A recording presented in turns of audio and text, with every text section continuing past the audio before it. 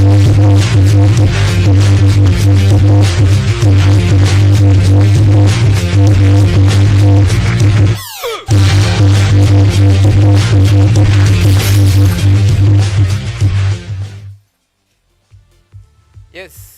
good afternoon, my good people. It's a beautiful day. We meet yet again here on the spot show.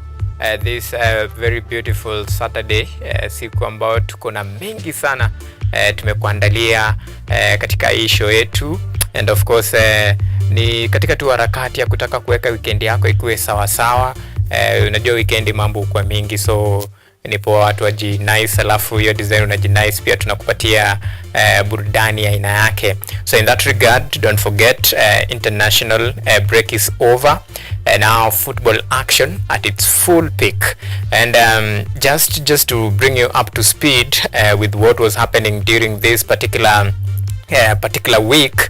Of course, we had the Africa Cup of Nations qualifiers and the UEFA Nations League. So in the African Cup of Nations qualifiers, this is where a lot of interest, we really invested in this in terms of following what was happening in the continental affairs. Then last week, unfortunately for Team Kenya, we were not able to clinch that particular spot, but good news is at least we have two East Africa representative, Uganda and of course Tanzania will be flying the East African flag in the 2025 Africa Cup of Nations that will be held in Cameroon.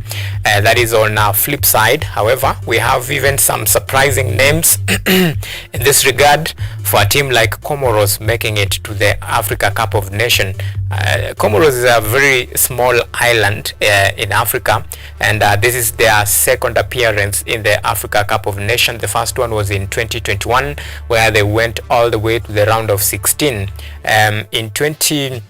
In the last edition they were not able to clinch the spot, but this time round they are back, and of course they were able to at least squeeze that particular qualification spot, and they'll be taking part for the second time in their nation's history in the Africa Cup of Nations. In that regard, then we have the return of teams like Zimbabwe, the 2012 winners, that is Zambia, have already qualified for this continental showpiece. Same case with Zimbabwe. Just to bring you up to speed with some of the names that were not that synonymous with this, rubbing shoulders with the big boys, but the story of the day and the highlight that actually should really surprise many, the fall of the Ghana. They are called the Black Star, one of the most decorated team in the Africa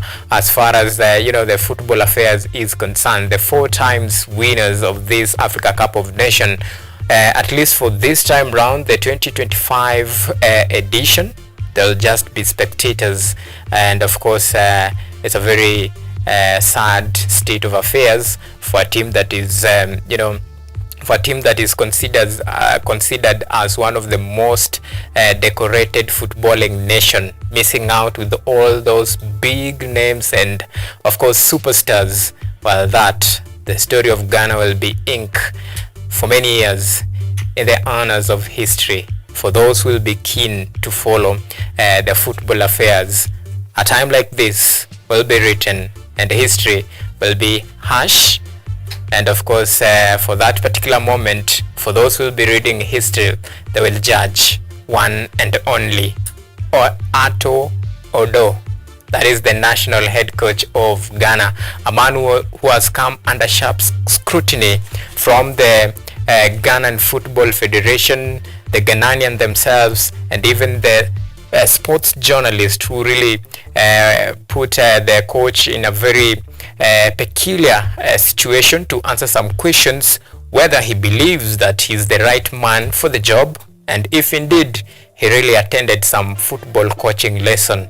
That was a very emotional moment for coach, and of course for the Ghanaians, and of course the Ghana Football Federation, and in line, and of course for the entire football fraternity, because the falling of such a giant, well, it can only be summed up into one story, the story of a failed football fairy tale, regardless of the superstars and the dominance that the team has really enjoyed for the past years. And that is the story and the beauty of football. You really never know what might happen. They say football is a game where the 90 minutes dictate and determine with 3 points. At the end of the day, out of 4 campaign, Ghana managed to only squeeze 3 points out of very competitive fixture that were placed in, and that is the story of Ghana. But Ghana side, don't forget, in Kenya Premier League, we still have a story of very mixed reaction. Story of once a dominant team that find itself in a very unfamiliar situation. I'm talking about the current state of Gor Mahia. So tomorrow they'll be taking part in Mashemeji Derby against FC Leopards, a team that in equal shares they share similar fate. Their eccentric rise of performance to this particular season has been one of a roller coaster ride, up and downs. But this time round, the two teams meet for the first time this season. So how things will pan out, that is a big question. Either win for Gor or a win for FC Leopards. It's just a matter of time to see who will emerge the winner between the battle that really evoke a lot of reaction given the magnitude and of course the history of this fixture. And of course we'll be bringing you up to speed with the Football Kenya Federation fixtures, what is lined up for this particular Saturday, and of course on Sunday, that is tomorrow. And I will be heading or rather we'll be switching gears to the English Premier League. We have a couple of matches lined up for today, the Saturday, and we have an early kickoff between Leicester City and Chelsea. And of course we will be taking a look at some of those fixtures and try to give you some analysis and bring you up to speed with what you should know, even as we anticipate and we wait eagerly to see how the Blues will perform, given the fact that their last 4 fixtures have been really a tricky one. All about their encounter with the big boys, the big guns. Out of that, they managed to squeeze 5 points out of 4, which is not a bad result, but now they face another very tricky opponent. Will they manage to return now to the winning ways? That is a big question, and the beauty about that is just a matter of time or rather hours before the kickoff, and we'll know. Pichi na mbivu sasa itajulikana. And in regard now to some reaction in particular to what will be happening between this particular weekend, and of course we have a lot of sporting activities. Remember, this is a 360 clockwise discussion in various sporting. Be sure to bring you up to speed and of course inform you on what you need to know as far as your favorite sport is concerned. And just before I take you through some of the highlights that we have prepared for you, show, don't forget this particular week, the legend, one of the most decorated tennis star and probably one of the best that the modern tennis world have ever witnessed, or rather have had the opportunity to witness his performance at a very continental stage and in very aspect of the tennis world, be it in the Grand Slam, the French Open, in the singles, in the Olympics. I'm talking about Rafael Nadal. The legend has decided to call it a quit, and he calls it a quit at a time when he has won 2 Olympic golds, 92 career title. That is a record, and over 1,000 single wins victory for him. This shows the magnitude and of course just how decorated Rafael Nadal was, and of course the world will really miss his skills, and of course he's the mastery art of playing tennis. And of course he leaves a very rich legacy behind, and a very tall and mean feat, if I should say so, that maybe the next generation of tennis stars that will emerge will find it very difficult to fit in those shoes that Rafael Nadal is leaving behind. Well, that is something that of course will be bringing you up to speed in our subsequent on the sports show, and of course it's analysis and of course some of the reviews that will try to just pinpoint just how decorated his career was during his playing time until the time he decided now to hang his boot. Okay, now so let me take you through some of our highlights of the day, the news that we think or rather that we have pinpointed to form the basis of our show, and of course some of our discussion today. So let's take a look at those highlights, and of course we'll pick it from there.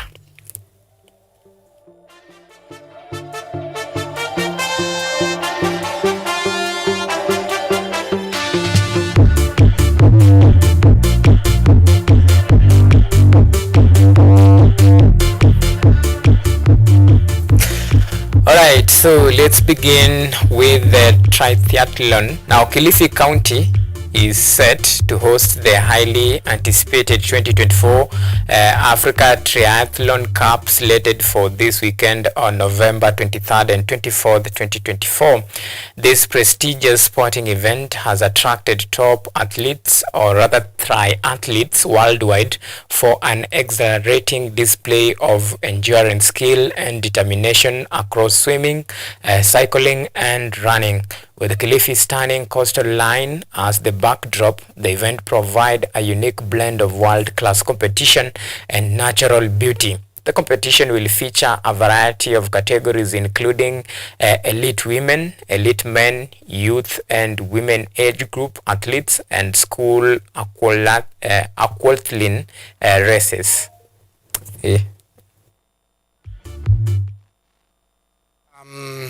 At the moment, we're having the national team training here, the youth, the juniors, as well as the elite athletes in preparation for the event. This is their third day in the training camp, in just shaping up towards the event, the elite event, mainly on Sunday. But on Saturday, of course, we have the age groups as well as the youth racing together with the school events. It's an event that we have been hosting as a federation. This is our fourth year, and we're expecting athletes from different countries as far as Japan, Austria, as well as Germany. Already we have about 5 countries that have just arrived this morning.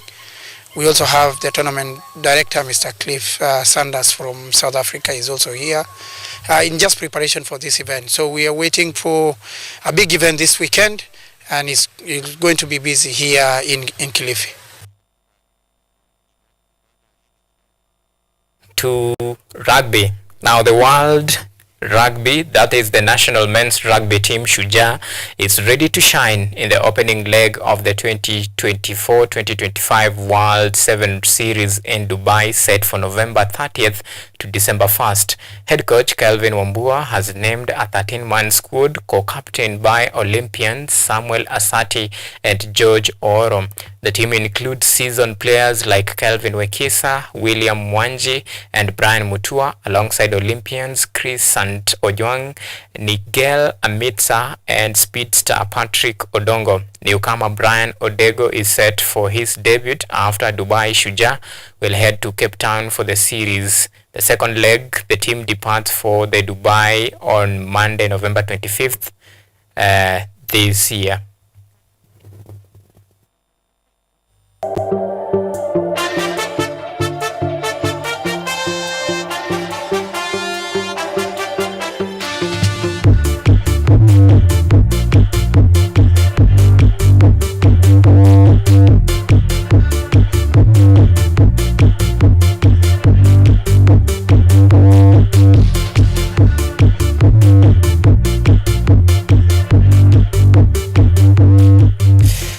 Alright, we wish Team Kenya all the best, even as they prepare to take part in the World HSBC series. And of course, remember, they are returning to the main World Rugby series after they were relegated last season. So this time round, they are making a return, and of course with a very strong statement. They are ready to shine in Dubai before heading to South Africa, and we do believe that the team has what it takes to shine and bring glory to Team Kenya and meet their target. Now let's switch gears now from rugby to basketball action. Now Nairobi City Thunders continued with their dominance in the Kenya National Basket League after overpowering Ulinzi Warriors on Friday night at Nyayo Stadium. Nairobi City Thunder opened the lead early on in a show of dominance with an emphatic 85-59 lead over Ulinzi to extend their winning streak as the team eyed to replicate last season's performance that saw them win KBF Premier League unbeaten. The win cement their title credentials of Nairobi City Thunder, who will represent Kenya in the Basketball Africa League title Elite 16 tournament starting November 28th to December 3rd this year at Nyayo and Kasarani Stadium.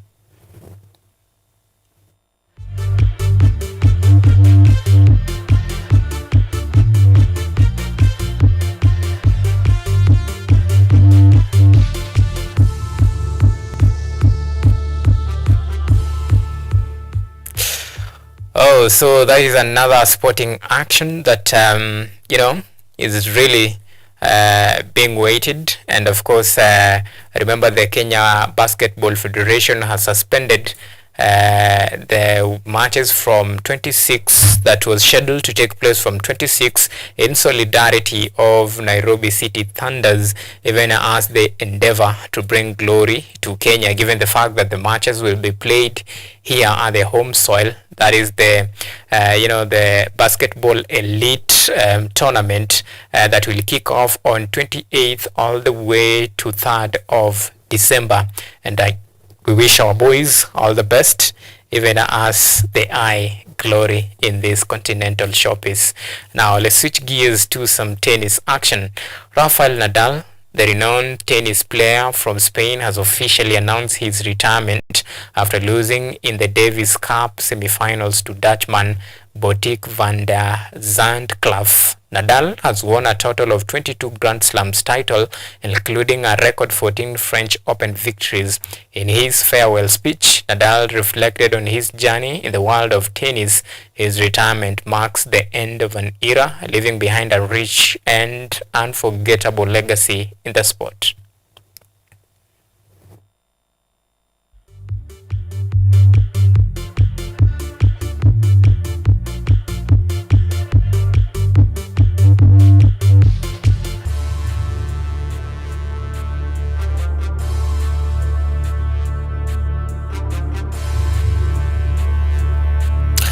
Alright, that is the king of tennis. And by the way, very interesting statistics about Rafael Nadal. For the last 17 years, he has been in the top 10 list of the top tennis star, the top 10 tennis star. So that tells you the magnitude and of course the quality and the caliber of Rafael Nadal, even as he decide to call it officially a quit. Now this is a very decorated star who has really left behind a rich legacy that many upcoming and even the current superstars, the tennis superstars, will actually struggle to fit in the shoes of Rafael Nadal. And of course that is the story of a very decorated Spaniard tennis star, Rafael Nadal. Now let's switch gears. KCB FC secured a 2-1 win over FC Talanta to extend their lead at the summit of the Football Kenya Federation Premier League table in their FKF Premier League match on Friday, November 22nd, 2024 at Dandora Stadium. In another match played at the same venue, Kariobangi Sharks and Kenya Police played out to a barren draw. In today's fixture, Nairobi City Stars take on Brewers in their quest to hunt 3 points, while Kakamega Homeboys play host to Bandari FC, among other fixtures lined up for this Saturday. On Sunday, Mara Sugar will tackle Sofapaka, while Ulinzi Stars will entertain Bidco United at Ulinzi Complex as Gor Mahia battle it out for glory against FC Leopard in the Mashemeji Derby.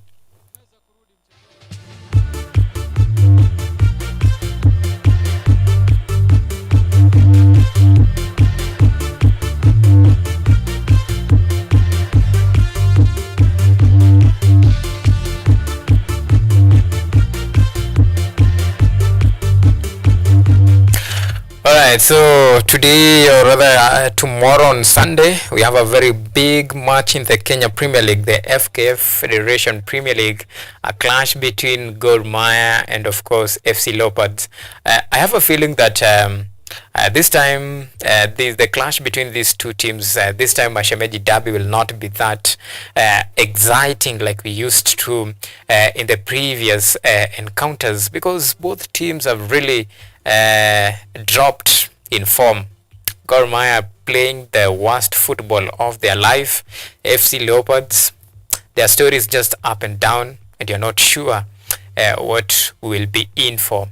Gor have already sent their coach packing, so there's a team under transition. They are trying a lot of formulas to see which one will work. So will FC Leopard take advantage of crisis in Gor Mahia's camp, or will it be a moment of reckoning for Gor and bounce back after back-to-back defeats and a couple of draws here and there, losing points for a team that currently they are the defending champions, a team that eyes to play in the continental football?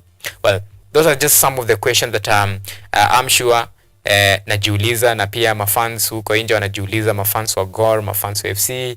I'm just thinking out loud, what is happening to these two teams, one of the most decorated teams in the Kenya Premier League, teams with rich history, teams that boost and brag of very rich culture, a very beautiful way of playing football. What is happening to these two teams? But tomorrow they meet, so either way, Gor can win, FC Leopards can win, or they can share, spoil. So anyway, we'll wait and see how the event will unfold. So don't forget, that is a big match this weekend in the Kenya Premier League, and of course that is something that many football enthusiasts will be very keen to see how the Mashemeji Derby under this the first one this season, how these two teams will actually play out tomorrow. Will it be a very exciting fixture, or will it be just the normal procedure? Go there, show up. At the end of the day, it's all about 90 minutes. Then whatever happens, that's how it will be. But these fixtures, they evoke very sharp reaction from supporters and of course from both teams, and it's very exciting to watch Mashemeji Derby, and we hope that tomorrow's fixture and of course clash between these two teams will be very interesting, maybe unlike the previous edition. Pengine this time kutakuwa na mbwembwe ya aina yake. Well, sijui, tutasubiri tuone kutaendaje. Now let's switch gears now from the Kenya Football Federation Premier League to now the English Premier League action. Now English Premier League action return this weekend, with Chelsea set to travel to King Power Stadium to face off Leicester City in an early kickoff. In other matches lined up for today, Fulham will brush shoulders against Wolves as Arsenal play host to Nottingham Forest, as Bournemouth clash against Brighton Albion at Vitality Stadium. Manchester City will close chapter when they welcome Tottenham at Etihad Stadium. On Sunday, both Liverpool and Manchester United will be down to action with a clash against Ipswich Town and Southampton respectively.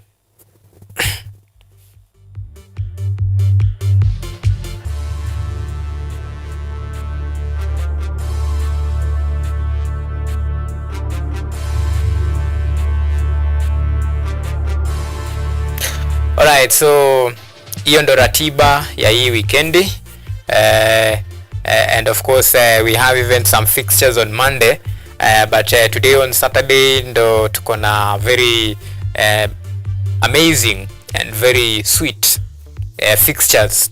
Tuko hapo na Chelsea wanafungua chapter, then Manchester City watakuwa wanafunga pia chapter hapo. Manchester City pia ile makali yao kidogo imepungua.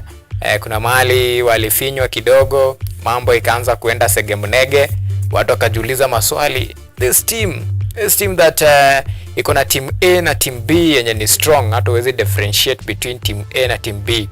What happened? Well, sijui kama kuna leakage mahali, but today is a test of time for Manchester City, the Pep Guardiola's men, and this time round they are facing a very tricky side, that is Tottenham Hotspurs. So whatever happens between today and the coming days will determine the fate of Manchester City, if indeed they are the real title contenders, given the fact that obviously they have dominated the English Premier League for the last 7 editions. So what is the story this time round? Remember, top of the table is Liverpool, of course, followed by Manchester City. Then we have some teams trailing there. We have even Chelsea still in the contention of that particular bracket, and so it's a very tricky fixture, and now the race is starting to pan out. So any slip, any mistake, unachujwa, unawekwa kando. Now to bridge the gap between a gap of 5-8 to close it down, well, it requires miracles. So let's see, let's wait and see how the event will pan out today in that particular fixture, the big one of this weekend. Manchester City vs Tottenham. Who will reign supreme? The big question. And talking about now the big question, don't forget the question of the day we are asking you. It's all about matters related with football. Do you think Ruben Amorim is the best man fit for the job to take the mantle of Manchester United? Do you think he has what it takes to return Manchester United to its former glory? Well, keep talking to us on all of our social media platforms. Remember, we are coming to you live on YouTube at KUTV Kenya. You can tweet us on X at KUTV_Kenya, at Auma Events, at Real Pinchez. Remember to use the hashtag on the spot. So in that regard, we want to take a very short break, but before we take that break, remember today we have a very interesting conversation and a very interesting guest who will be joining us later on after the break. We have it's all about entertainment and sport, and this one, it's entertainment at its very best. And I know many people will be asking this question, like, how is it even possible for it to qualify to be part of sport? If you ask me, I'm still trying to figure out how is it possible to be included as part of the sport. But it's very interesting. It's a very interesting conversation that we'll be having with my guest, that is Joseph Njoroge. And in the street they go by the name Joseph B-Boy. So what is B-Boy? So the B-Boy is down in the tricky part of the discussion. Why the B-Boy and not just, let's say, Joseph Njoroge, in regard to this? So it's a very interesting affairs that we'll be having later on. So let's take this very short break. When we come back, then we'll be diving you directly into this particular conversation, a very amazing conversation that we'll be having, and to invite you to contribute, share in your views and comment, and we'll be sure to share all of your feedback during and of course at the tail end of our show today. See you in a while.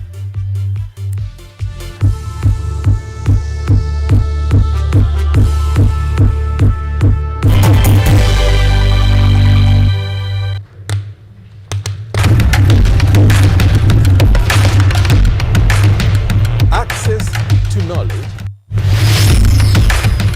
solution to unanswered questions.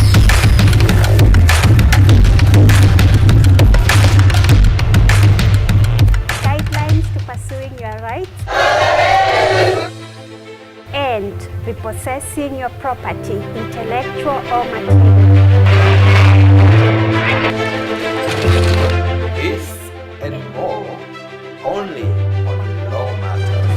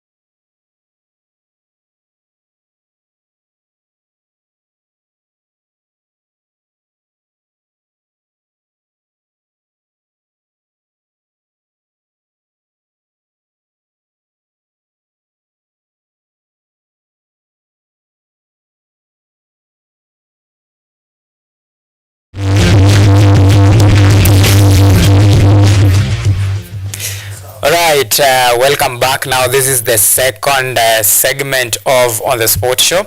This is where, excuse me, this is where we take you through, the latest development in terms of very interesting discussions in the sporting activities, the sporting worlds, and the sporting disciplines across various sporting activities. And of course, today, just like I promised you, we have a very interesting conversation that we'll be having later on. I'm talking about breaking dance. Now, breaking dance, first of all, it's a sport that is growing very fast in the country and around the world. In 2022, it was confirmed as one of the sporting disciplines in the Olympics, and it was included in the Olympics, and it was first showcased in the 2024 Paris Olympics, and a lot of teams took part in this breakdance competition as a sporting action and discipline. So there are various formats, rules, and of course many people wonder, how is dancing a sport?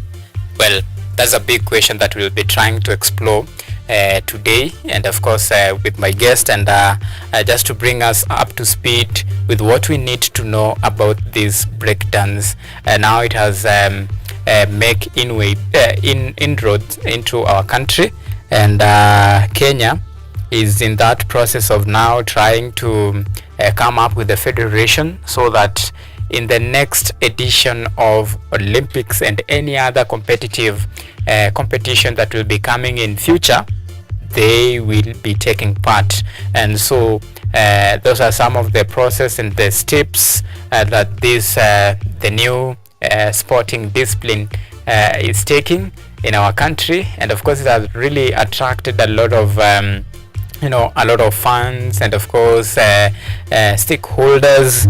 And recently they held the national breakdance championship in Kenya, where different breakdance teams all over the country came together to participate and claim their dominance, even as now they work to try and form a federation so that they can move forward in uniformity. Now today I'm very lucky to be having this very interesting conversation with my guest, Joseph Njoroge, a break dancer, and he goes by the name Joseph B-Boy. Joseph, asante sana at least kwa make time kufika hapa. Well, mimi nataka ujiintroduce vizuri, watu wajue Joseph ni nani, na hii mambo yenye tunaongelea break dance ni nini haswa? Okay. Kwa majina mimi naitwa Joseph Njoroge. I go by the name B-Boy Joseph. Hiyo ni street name yangu. B stand for breaker, not breaking. Wasio confuse break dancing, wasio confuse break dance na breaking. Hiyo inaitwa breaking. It was featured kama sport at this 2024 Olympics. Ilikuwa Paris. B-Boy ilianza 1970 in New York, Bronx. How B-Boy started, actually B-Boy iko kwa hip hop culture. It's an element of hip hop culture. So watu wengi nikimuuliza hip hop ni nini, msiniambia hip hop ni music. No, hip hop is a culture. Hip hop iko na 4 elements. There is a DJing, there is a MC, there is graffiti, and there is a breaking. So 1970 youths walikuwa wako na violence huko New York. Wasona patana, wasona karao, mayutu wakasema enough is enough, wacha tufanye kitu fulani. Hivyo ndio B-Boy hip hop ilianza culture. So sasa unaenda kwa bash, kuna DJ pale, kuna MC, kuna wasona chora graffiti, alafu sasa kuna wasonyeko kwa flow. So B-Boy iko kwa element ya breaking, iko kwa element ya hip hop culture. So kutoka hiyo time breaking imegrow 2001 kukafunguliwa the biggest competition in the world, inaitwa Red Bull BC1. Unaona Red Bull Sasa Red Bull BC1 that's the biggest competition ya breaking dunia mzima. Kuna zingine lakini hiyo ndo ile the biggest. So na kuna wasio wameshinda Red Bull wamekuwa kikuja Kenya. So kama kuna B-boy Meno ameshinda mishipi 3, he's the only guy akona mishipi 3. Alikuwa Kenya last year. Kuna Lindu alikuwa hii mwaka Kenya. Wanakuja kupiga workshop. So pia hapa Kenya tuko na staff tunafanyanga, kuna coaches different. Kuna coach wa kutoka Central, kutoka Eastern, as in kuna coach wengi. So we had like a competition last Sunday. Ilikuwa pale Alliance Française. Okay. Na hata before hata tukuje competition. Umentake through history. Yeah. Unajua mimi napenda history sana. True. And hii umesema sasa tusiite break dance, exactly. Ni breaking. So breaking iko domicile sana with the hip hop culture. Yeah, true. And we mentioned about United States of America, yeah. And how it was used to combat crime, yeah. And kutry yes. ku stick their dominance. So kulikuwa na rival gangs. Yeah, exactly. So instead ya kutumia guns, yeah, exactly. Wanatumia breaking dance now exactly. to decide who is the winner. True.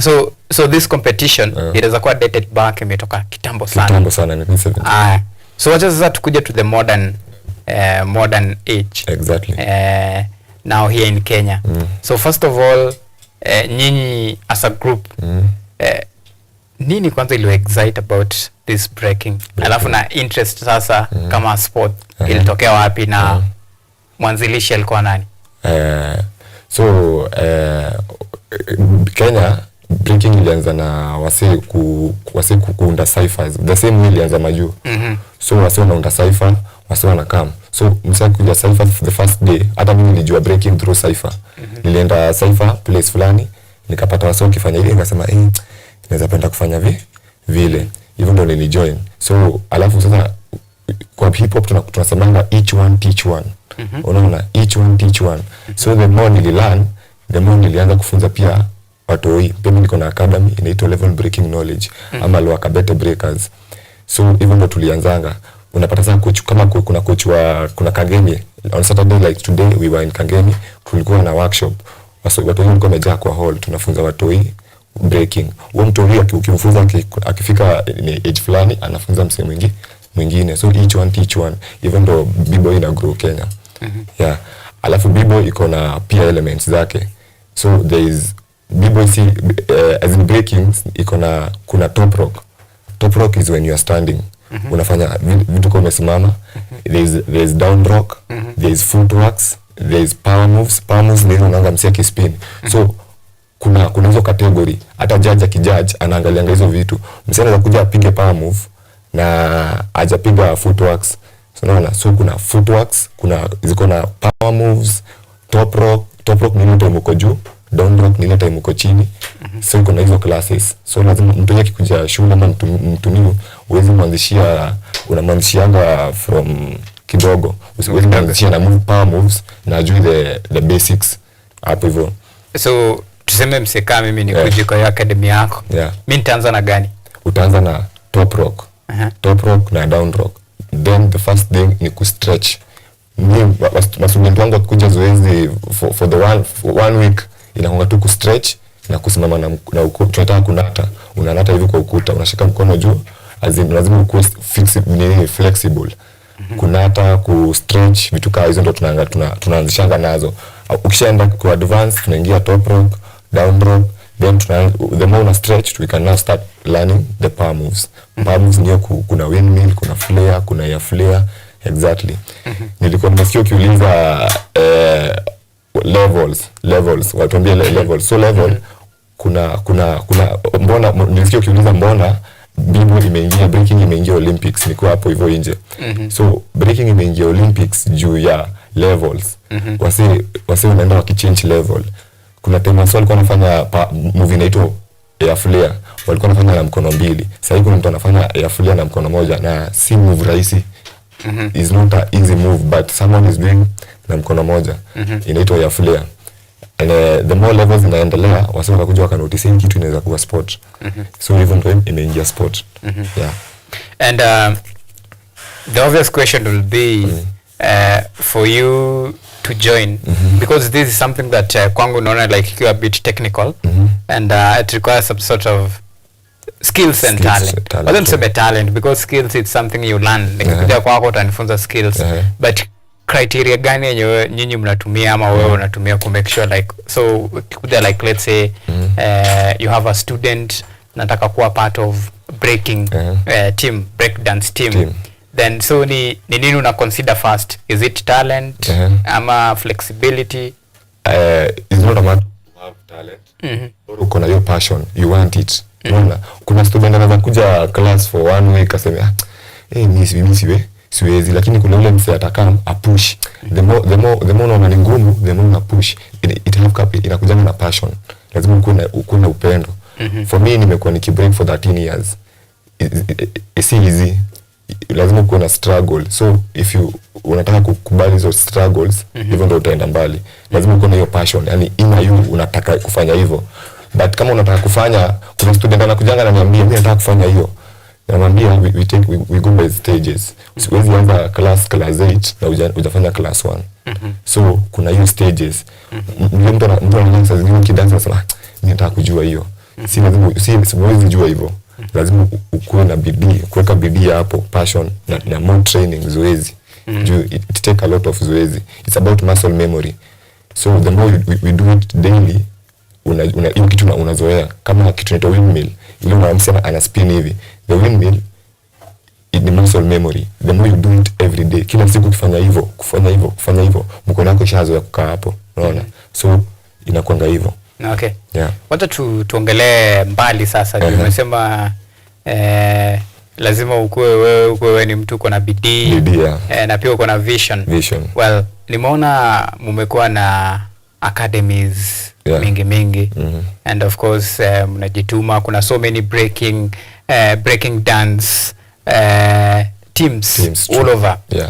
Recently last week mlikuwa na Africa I mean Kenya break dance championship.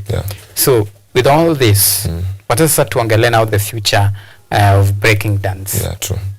So far where are we? Like after mshaunda mnajituma bidii but at the end of the day it's for what? You have something yenye mnaweza bargain for, something like a federation ama the end game ni? So the last week's event ilikuwa our first biggest event ya Kenyan Breaking Championship where b-boys walitoka from Mombasa, Eldoret, Nakuru, Central, Kiambu, walitoka place different breakouts wote walikuwa wanapata na tao. The recent event tukifanya zimekuwa tu za wase wa Nairobi ama watu wa Coast wanafanya yao, wase wa Nax wanafanya yao, but hii ilikuwa involved all breakers kutoka Kenya. So tulikuwa na forum kidogo. Tumechagua 6 members interim committee wenye watasimamia. We are about to form a federation. But before we form a federation, we are working on association. So 6 members, interim leaders, wenye watasimamia, oversee the creation of the association. Now after we create the association, we'll have our own constitution and things like that. Venye zitakuwa zinagavaniwa. The more tunaendelea, we create the federation. Tumekuwa tukiongea na wasee, tumeongea na PS wa sport, tumeongea na wasee kadhaa wa ofisi za sport, pia wanatusaidia kutengeneza hiyo association. After association, tunaweka federation. Now we can now send a team outside. Like kama hiyo ilikuwa France, tungepeleka team huko kama tungekuwa na federation. Na mbona like hii process mbona take so long? Ina take so long. Imekuwa take so long juu actually nataka ku big up Alliance Française na the French government. They are the people who are helping us a lot kuunda hii association. Na kitu kama hiyo on Sunday ilikuwa ni wase wa France embassy na French Alliance Française. Asanteni sana. Hao ndio wanataka tutengeneze association na wanatusaidia sana. Hata ukisikia wase wa Red Bull wanakujanga, saa zingine wanakuanga wamechip in. Actually on January we have a very big person coming to Kenya, anaitwa Danny. He was a silver medalist kulikuwa na after saa breaking imeshindana Olympics, kulikuwa na msee wa kwanza alikuwa anaitwa Philip Wizard, kulikuwa na Victor, then there is Danny became the silver medalist, anakam Kenya kupiga workshop, na tutazunguka naye Kenya mzima kupiga workshop. Okay, now to talk about the last I think it was the last weekend, the championship. Well, niliona so many people came, and of course kulikuwa a lot of competition. So nataka tuongea about now the format and the criteria inatumika now to determine that huyu ni winner, huyu si winner.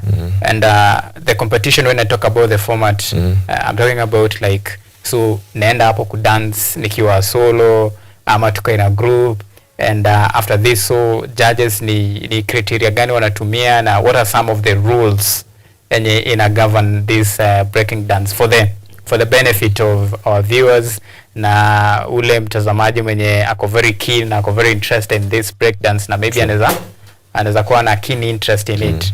So talk to us about the rules and of course the format, alafu criteria yenye natumika now for selection. Okay, so a judge anakuwa na kazi yake pia. Breaking tunaangalianga vitu mingi. You have to listen to the music. You are not just doing the moves. You are dancing the beat. So the same way you're dancing to the beat, pia unafaa involve crowd, and also you are battling your opponent. So judge wanaangalianga vitu kama if huo dancer anaangalia anasikiza ngoma, because hata mimi tunabata na wewe kuna tukonga na signs. Sasa ngine dance naye nakwambia I will listen to the music, ama sasa ngine msee amefanya hivi, msee amefanya hivi ni kubite nimeiba move ya msee mwingine, ama msee amecrash unagonga chini, crash ni ile umeanguka kuja continue. So judge anaangalia musicality, execution of the moves. You have to execute the move. Hapa hata kama execute after the crash umerecover aje? Sana unaweza kuna spin umeanguka, umenini ama umedance hivi nini, utarecover aje because you are battling. So judge anaangalia music execution. Pia kuna vitu kama venye unajirepresent, unaona kama breaker tukaa hizo. Judge anaangalia tukaa hizo. Plus lazima involve the crowd that you are battling to your opponent. Hivyo tu. Musicality is ndio kila kitu kwa breaking. You have to listen to the music. Because kuna break beats, tunazitanga break beats. We don't just use other beats. Tunatumia beats na break beats. So this break beats, is it ni mimi ndo na choose my choice ama it's the DJ? The DJ. DJ yako nayo. Either anakuwekea ngoma inaenda mbio, utajua kama utafanya moves zako mbio ama utafanya pole pole. You have to have style pia. Lazima uwe na style yako. Different breakers wako na style zao. All right. It's a very interesting conversation that you're having here about the breaking dance. I've been told nikuwe very careful with the terms. See break dance, it is breaking dance. These are very interesting sporting activities. The newbie in town, if you ask me, and the team is the Kenyan chapter. They are in the process of formalizing and of course forming a federation right now to see that maybe to make sure that the next Olympic Games and even upcoming future events, they will be taking part and represent Kenya and actually get that very prestigious opportunity to showcase what they have and try to at least make something out of this sporting activities that is really interesting and that is really a bit technical when it comes to that. And of course we're still having a conversation with my guest Joseph Njoroge, or if you prefer the name Joseph B-Boy. Amesema B is for breaking. So Joseph, it's very interesting that unatupatia some insight into this very important discussion, because normally uko nje mtu akiwa join tu ataona tu normally ni dance, mna dance but they don't know mna dance for what. Ukipata na msema hasa unafanya acrobatics, the moves unafanya za acrobat because vitu kama flare. There is someone who was called flare kwa Olympics, alikuwa anafanya ile hiyo na spin hivyo, lakini rest in peace alinini. So tukifanya sana msema ngani acrobatics, but term ni break, not ma break. Hata si break dance, ni breaking. The B stands for breaker. So there is a bigger and a b-boy. Kenya tumekuwa for a while tumekuwa na shida ya tumekuwa na male domination.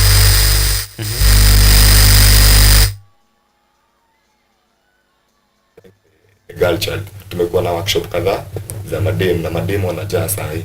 So madem wanaanza kupenda e-sport juu e-sport walikuwa wanasema ni ya wanaume. Even in the Olympics kulikuwa na competition ya wasichana. There is the winners who won. It's not about hadi mademo wanafanya. Kuna demo atafanya hata move mbaya kuniliko. Ana spin na kichwa anafanya nini atafanya. So imekuwa ya male domination sana, but sasa tuna the ladies because hii sport ni ya kila mtu. Even the kids.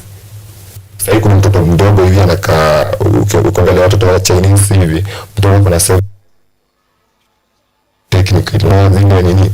Lakini sasa mimi nasema pia the more we do the workshops ndo zinasaidia sana. It's not about competition. We need to train a lot. With training ndio kila kitu. We need to do this workshop all over the country. Wasawajue what we are doing here. And now the question I have 2 questions for you kabla tufanyie kitu kidogo hapo alafu tufunge hii chapter. Well, question, and of course hii hata nimeulizwa hapa. Nimeulizwa like how do you become a best breaking dancer? How do you become? So hiyo ni swali nimeulizwa. So how you become the best break dancer? When you own your style. Hiyo ndio nasema tu. You have to own your style. Una style yako. If the way nikwambia judges who judge na style, the way you represent yourself. It's all about you do the power moves. You cannot, kama the boy nakwambia ameshinda olinia the 3 belts za Red Bull, kwa b-boy meno, huyo jamaa atakuja azunguke na kichwa ama nini, akona style yake na atashinda mabiboy wana spin. You have to have the style, unaona? Kuna listen to the beat, kuna moves unajiongeza, unaona? Unaongeza vitu zako, unaona? Like sasa kama Kenya tumekuwa tukiinsist even in the African b-boy we want to own now African style. Acha kukopi style za huko, tufanye style yetu. Kama ni Lingala unaweka Lingala kwa nini yako. Kwa hiyo bado na dance b-boy lakini unaweka Lingala katikati, unaona? You have to own the style. Kama ni miondoko, si Kenya tunajua miondoko, weka miondoko hapo katikati, bora bado uko on the beat. Beats style ndio ina matter. Okay. You have to have the style. All right. Yeah. Now this is very important because at the end of the day, every sport, the aim inakwanga ni moja, to improve your life. Yeah. So how does this breaking dance transform the lives of our dancers? See dancers. We are talking about wacha tuwaita athletes because ni sportsmen, right? Yeah. So how does it at the end of the day wanna rip nini? So that's why for now hakuna mseme kwa maybe outside the country, but for now Kenyan breaking haijakuwa hivyo izaanza kufanya hivyo, lakini sasa tunaona mazao. Like the competition tuliunda Kenyan Breaking Championship, kuna msee alishinda manzi atajilipia school fees for like 3 months. The guy who won I guess ako form 4. So I togo b-boy Grim, I guess huyo jamaa atajilipia shule nini vitu kaa hizo, plus opportunities inakaa very soon after we form the association, like traveling. Kuna b-boy travel kwenye wanaenda Uganda, kwenye TZ, the more tunaanza kunini hiyo itasaidia sana after tumeform the federation.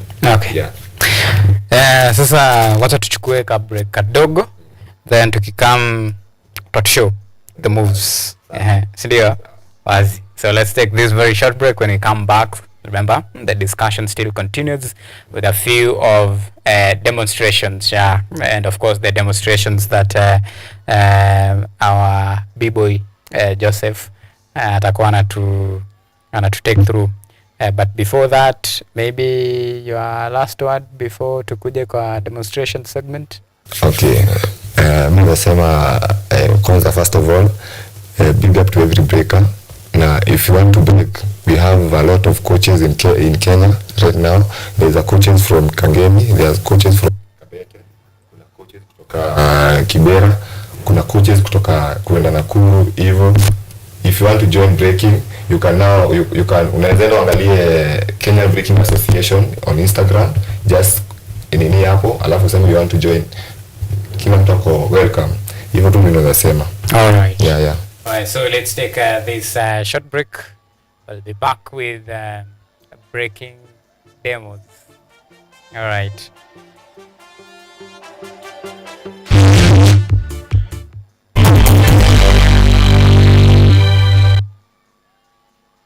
Langu ndiye Yesu Bwana, wote waingie kwake.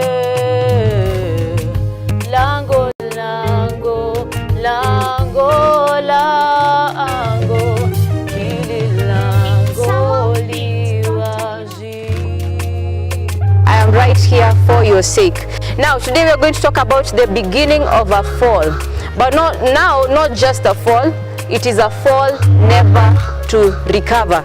If you spend your time sleeping, na tumesema while you are drunk, your senses are sleeping. Bwana Yesu asifiwe. How are you doing today? I'm well in the Lord. I hope you are well in the Lord. First of all, I'd like to thank our Father in heaven. They say broken things can't be fixed, right? But that's a lie. Genesis chapter 3 verses 8.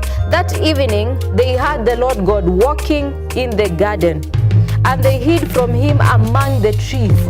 But the Lord God called to the man, "Where are you? For God so loved the world that he gave his only begotten Son, that whomever believes in him should not perish but have everlasting life." Catch me right here only on KUTV every single Sunday.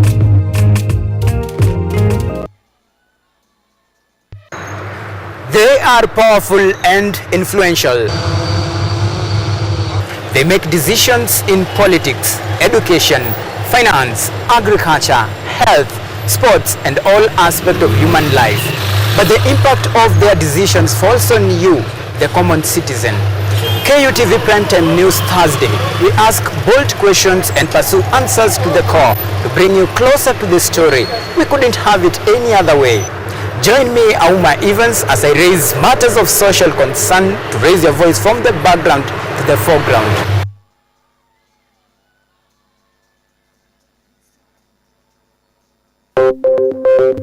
Maelfu na maelfu ya wahamiaji wakiwa na watoto kutoka nchi za Amerika ya Kati wanaendelea kuwasili kwenye mpaka kati ya Marekani na Mexico. Folks, thank you very, very much. I appreciate it. Ni habari kutoka pembe zote duniani. Nipopasi kukufuku, nipopani idea. Sazidi ananyonya, anakuwa yuko kwa jeshi la Jamhuri ya Kidemokrasia ya Kongo linapambana na uasi wa ADF. Tunatoa wito kwa mashirika, makampuni na vile vile vituo vya uchukuzi. Mambo mengi yatakwenda kama yalivyopangwa. Hapa ni wa chama cha wavuvi katika eneo zaidi. Tunajaribu kuwapa chanjo ili ina boost ama inanyanyua kinga kupambana na virusi. Ni duniani leo, Jumatatu mpaka Ijumaa, moja kwa moja kutoka Washington DC.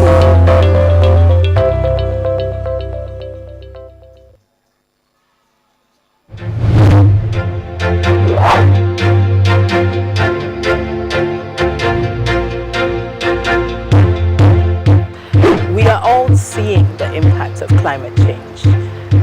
In Kenya, for example, the floods, the frequency of the floods is becoming more and worse. The amount of people and livestock we're losing.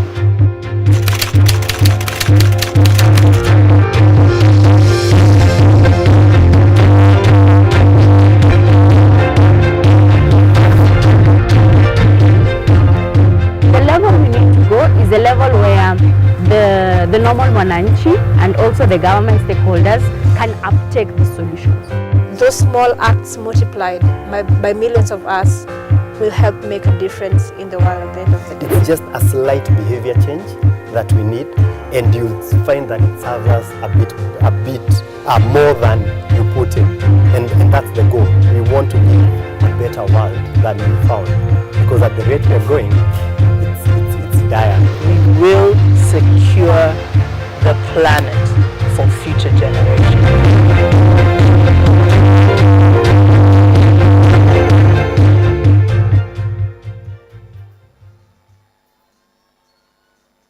Are you an aspiring media practitioner, a graduate, or you just want to advance your skills in television production? Then welcome to Kenyatta University, where education meets innovation. KUTV, the premier university television station in Kenya, is now offering short courses in TV studio, field technical operations, and video editing. Through these courses, you will acquire hands-on skills on camera operations, media production, lighting techniques, audio-visual editing, and sound and visual control, and how to operate key equipment in modern TV control room. Enroll today at KUTV and discover your full potential in cutting-edge TV broadcasting. Graduates of these courses will receive professional certificates.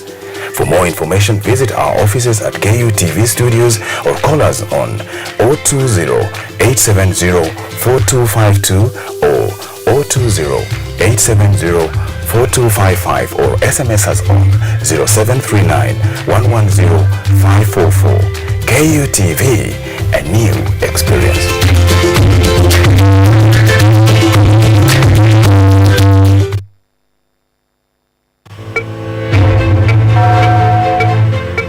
Imagine a world where you are empowered to take charge of your health, where you are well informed about the latest advancements in healthcare and understand the policies that impact your well-being.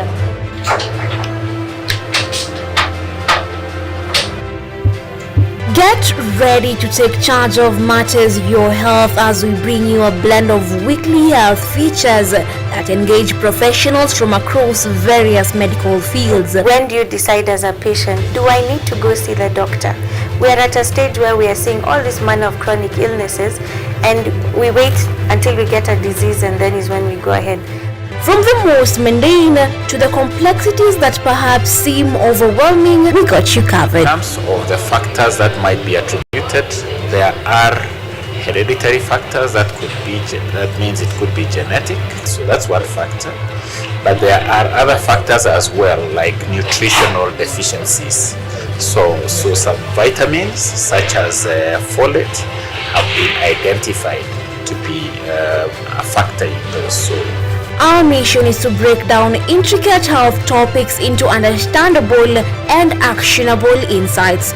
Join me, Yvonne Kimuma, every Wednesday 9 p.m. on KUTV's News at 9, where your health is our priority.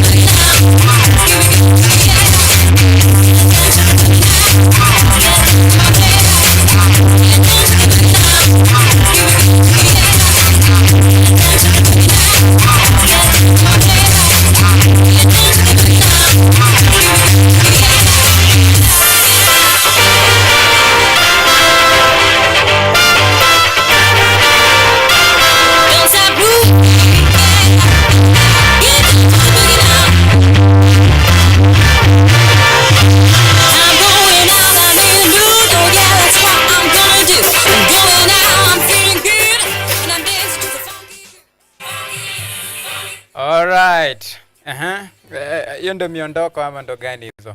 Lakini kuna ngoma yangu fulani hapo nitaekewa baadaye, alafu pia mimi niko na skills, nimeona si ngumu sana.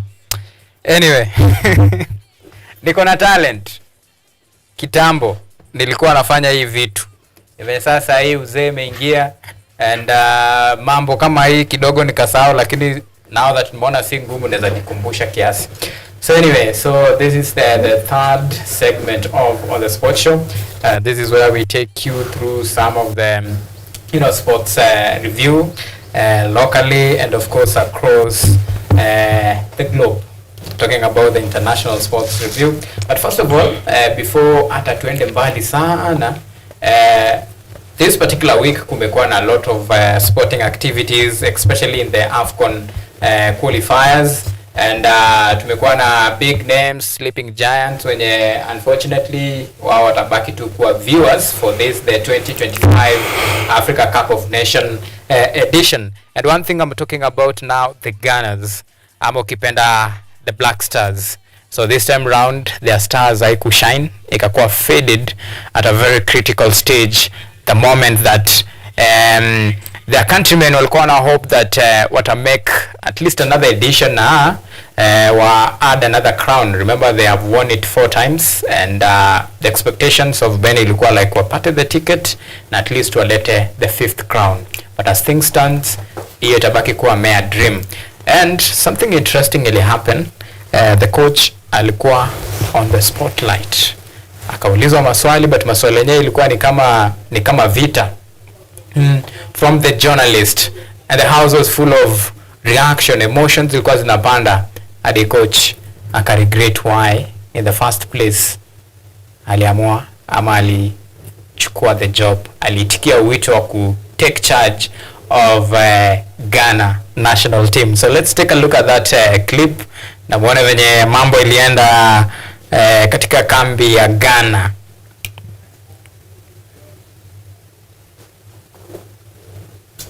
Are you really a certified coach or you are just a trainer scout?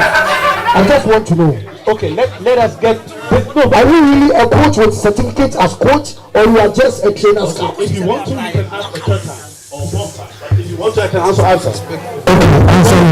One time, you can continue because you asked twice. Huh? You want to time? You can ask the question again. No, are you ready to apologize to Ghanaians? Yes. As for your question, I'm not sure you are ready. No. And the second one is, are you really a coach, like certified coach? Trainer scout. Because you resign as coach. Why are you not resigning here? Can I answer?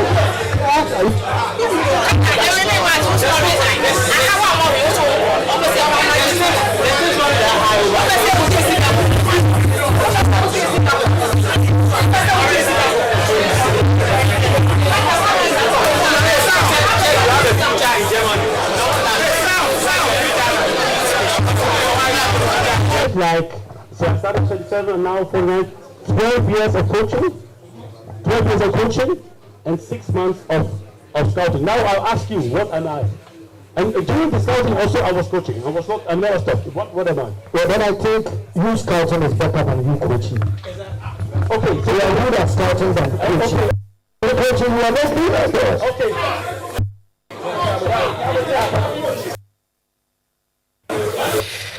Alright, so those were some of the reactions from the Ghanaian sports reporters, just putting their head coach on the spotlight about the team's performance and whether he has what it takes to actually spearhead the team and challenging his credentials, whether really aliendea hizi course za ukufunzi. And of course I have my one and only Peter Pinchez. Habari za masiku mingi? Niko fresh barida. Niko poa. It's been a while. I think tumemove from dance back to football. It is a very good transition. I think in terms of kitu umekukibisia, nasema it's very nice to have your reactions. I wish even tukipata across the board every team that did not perform, because what I love about Ghanaian sports journalists, not just Ghanaian, but most West African sports journalists, Ghana, I think Nigeria.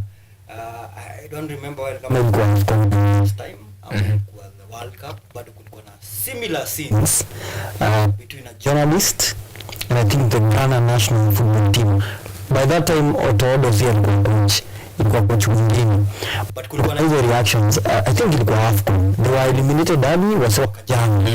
So because yes, you are a journalist, but when you are covering your national team, you are first you are a Ghanaian, or you are Kenyan, then a journalist. So passion wewe swali unafaa kuuliza engine variant.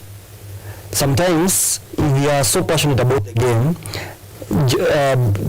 your nationality supersedes your career. So wewe utamuuliza na passion za Kenyan, and then una roll back unakumbuka kumbe I'm still a journalist. So ni passion wana display.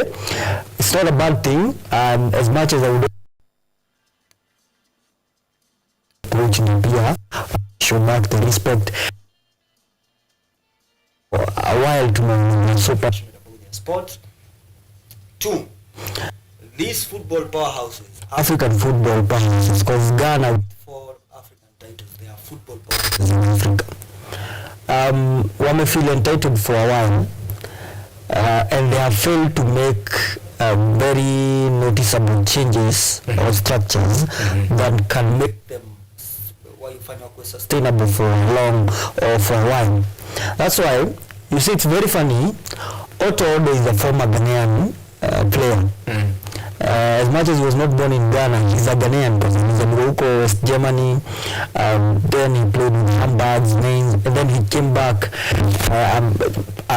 roughly around 50 caps in the Ghana national team. So he's a Ghanaian because alikuwa na option ya by the virtue of kuzaliwa Germany, he could have chosen to play football there, but akarudi kwa his roots. There is also another coach, a Ghanaian, who was tasked kuongoza the Black Stars a while back. I think ilikuwa around walimfuta 2020. James Kwesi Appiah, a former left back of the Ghana national football team. I think ilikuwa between, I don't know what alimaliza miaka mbili, but ilikuwa a very short period. He did not perform with the Ghana national team, and they chased him away. Now here's the twist. Kwesi Appiah was chased by the Ghanaian Football Federation. In fact, they said he did not perform in a story more. So they appointed, I think, Milan, so I can't remember the name well, but Hakwam wa Ghana ilikuwa a foreign. Then pia akastruggle, Otodo alikuwa assistant wake, then he was akapandishwa cheo, I think alikuwa assistant, akapandishwa. You see, mbona nakupea hii scenario ni I question whether it's an issue with the coach or it's an issue with the whole federation not having structures in it. Because how would Kwesi Appiah be chased by the Ghana National Football Federation? Then, lucky, unajua life mimi observe life inakuwa tu kenye una feed lazima ita come back in a certain way. So Kwesi Appiah alifukuzwa Ghana. Sudan, I think 2023 wakasema ni aje Kwesi Appiah, with the knowledge how you have played nini African football, we are appointing you as our head coach and come uongoze Sudan. Sudan is another African powerhouse, and most people don't know is an African powerhouse because when AFCON was starting ikichezwa na very few teams, Sudan was among the few teams, and ilikuwa in the process of formation of the African Cup of Nations, even the formation of CAF. But they have not been successful because they don't have the titles to show, but they have been a dominant force. But in the recent past, wameenda ikawajakuwa kionekana sana. Kwesi Appiah comes in kwa Sudan. Hii Sudan ilikuwa inakuja hapa Kenya inapigwa masekafa nini. But Kwesi Appiah is appointed in 2023. Then Mungu ni wa maajabu. Timing ya goal inakuwa tu ya ajabu. Ana decide Ghana na Sudan watakuwa the same qualifying group. Ya AFCON 2025. What does Kwesi Appiah do? Anapiga Ghana, qualifies for AFCON 2025, Ghana at home. So, I will not say Otodo is not a qualified coach. sawa.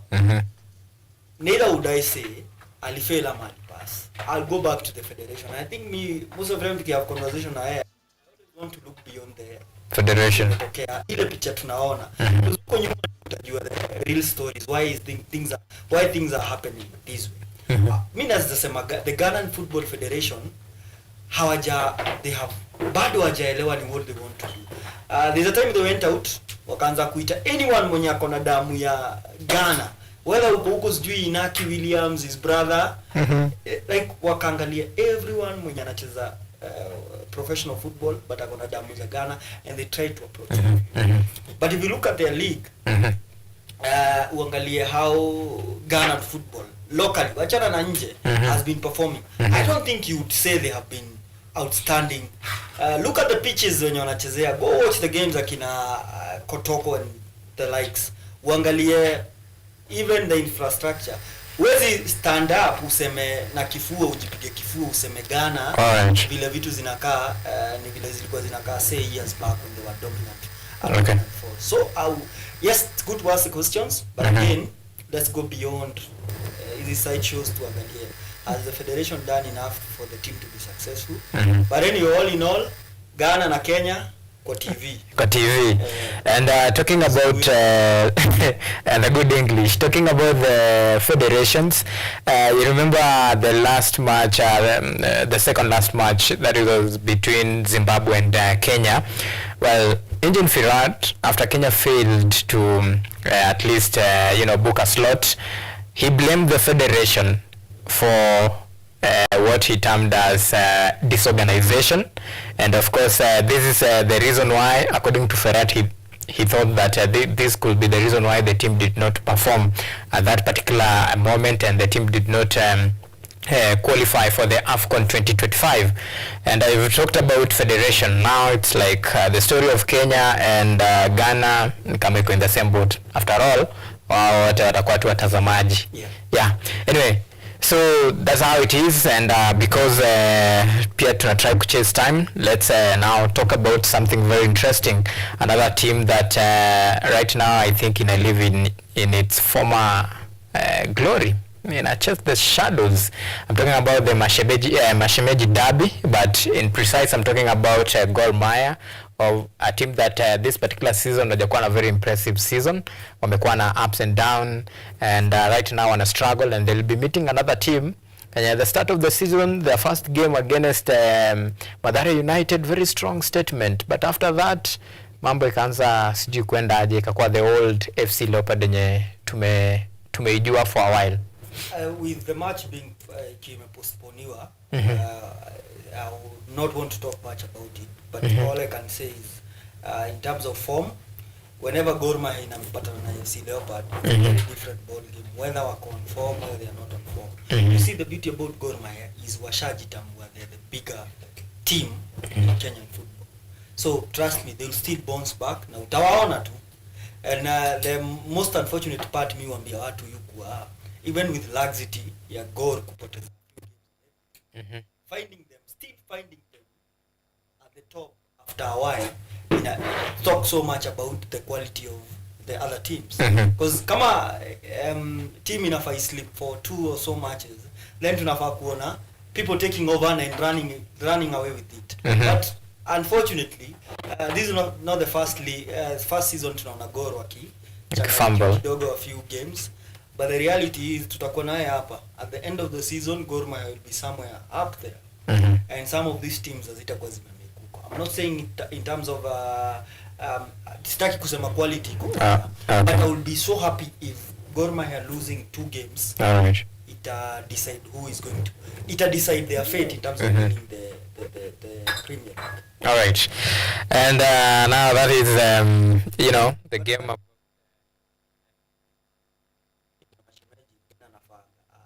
you ask a lot of questions.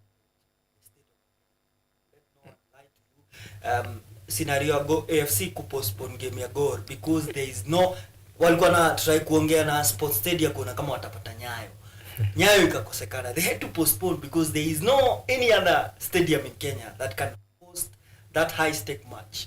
You see, ni kama Manchester United inafai host Man City kwa derby. or rather Chelsea inafaa icheze na Arsenal, but Chelsea wamepostpone game ama Arsenal wamepostpone game juu hawana uwanja. That's the biggest match in the country, but imepostponiwa not because hakuna nini, it's just infrastructure. I think we also need to think na hiyo line.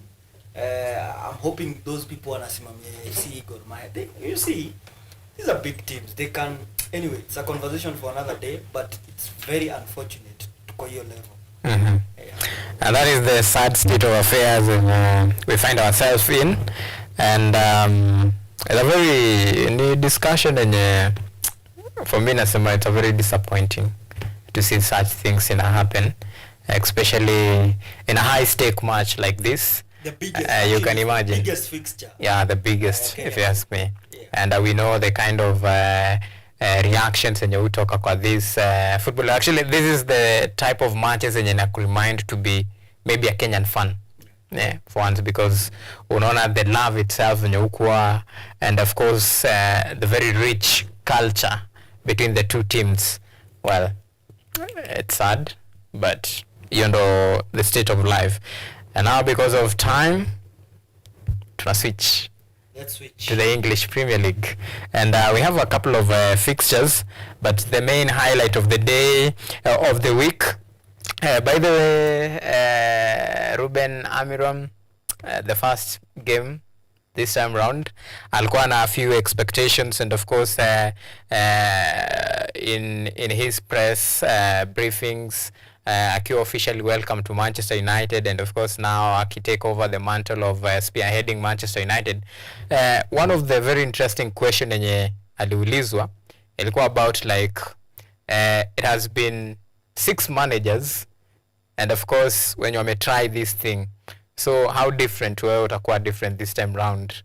Well, yeah, alikuwa pretty clear, alisema yeye ni dreamer, and I know we have that soundbite sijika tunaweza ipata, then even as we try to take a look at some of the English Premier League fixtures.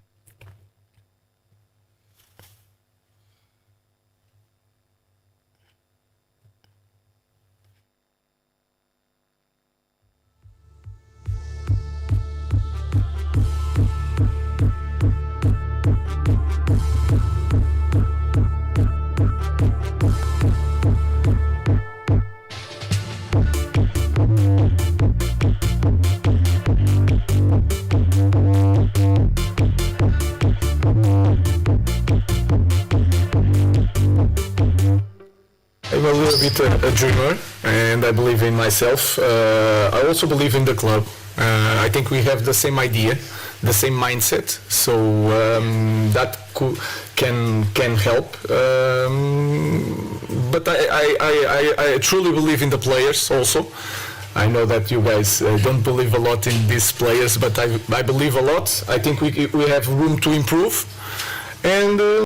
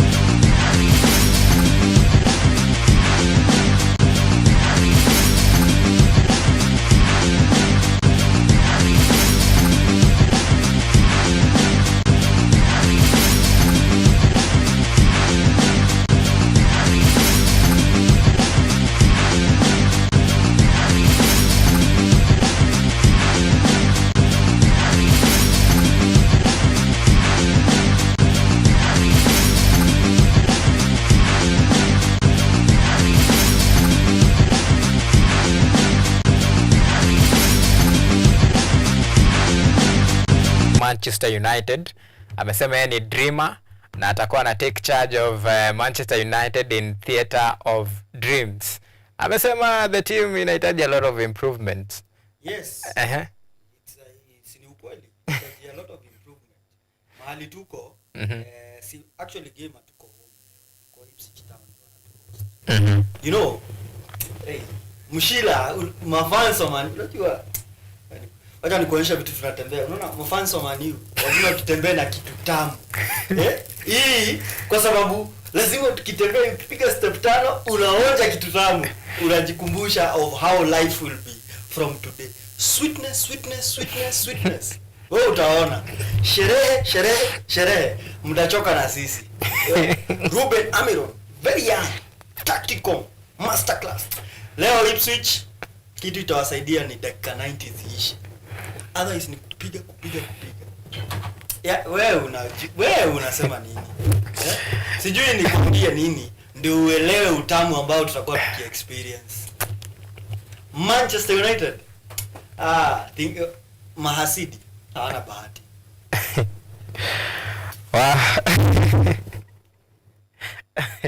Manchester United, well, unajua hiyo story unanikumbusha time ya Ten Hag. Akikuja. Nani? Huyu ni masterclass. Huyu sasa ndo game changer. The piece, the missing link. Nani alisema? Nyinyi kwa in fact we were you here. Nani specific? Wewe. Unajua pia kuna watu wengi sana. Hii team iko na mashabiki wengi. Kiasi cha kwamba mtu akikosa timu ya kusupport anajileta kwetu. So unaweza go ulileta nani anajileta kwetu? Kwa kiwete. Si wa Man. Kwa kiwete. Wacha nikwambie. Tunawajua watu ambao wanajificha. Wanasema kwamba ni mashabiki wa Manchester United. Let me speak. Mimi si kama adui ama, but reality. The problem at Manchester United is not the coach, it is the culture. So the winning culture. No, it's not the winning culture, it is the culture. Manchester United, as long as your culture engine exists, coaches will come and go. Which culture? Like players wakona more say than coach. A player can decide we don't want this coach na huyu coach aende. It happened. Manchester United. No. Manchester. I'm telling you your problem. The coach is not in control. If you're not in control, no, it's not forcing. It's true. Jose Mourinho was there. Si alienda. Which player was bigger than Jose Mourinho? A lot of players too. Which player? Wacha nikwambie mwenye tu at least tunaweza familiarize. Wacha tuende kwa nani anaitwaje? Ole Gunnar, do you know why alienda? By the Ole Gunnar alikuwa a performer if you ask me. Alijaribu sana kuleta Manchester United to the level, okay, ingefikia Sir Alex Ferguson, but alikuwa close to the winning mentality yenye Manchester United walikuwa nayo. But boardroom affairs ilimcost job. Key players like they are believed to be key. Players like Rashford wana strike too. They don't want to play. Then revolt. Then coach anaenda. With all honesty and respect to the club, I think it's not nice kusema there are players who have been bigger than the coach. I don't think they were the biggest undoing at Manchester United. Same way, nobody will observe Chelsea and say Eden Hazard was a bigger player than the coach and he cost someone's job. No, I think the biggest undoing any club that has been so successful for a while is having hangovers from that success. You see, you can pinpoint some top managers that have taken care of Manchester United but ended up not being successful. Why? After Alex Ferguson ameenda, aliacha nani? David Moyes. He was never a fit for that club. We have seen time and time David Moyes is not fit for any big club. But mpatie Everton, mpatie West Ham, he will do mid-table clubs. He'll do wonders. Same as Graham Potter. People thought he's a top coach kwa sababu alikuwa amefanya wonders na Brighton. But akakuja Chelsea akapata, things are not the same.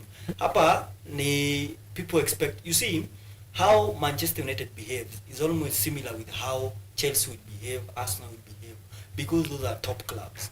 So kunanga laxity. Even Ruben Amorim akona challenge because even Enzo Maresca amekuja. This is not Leicester where people will not pressure you to win big games.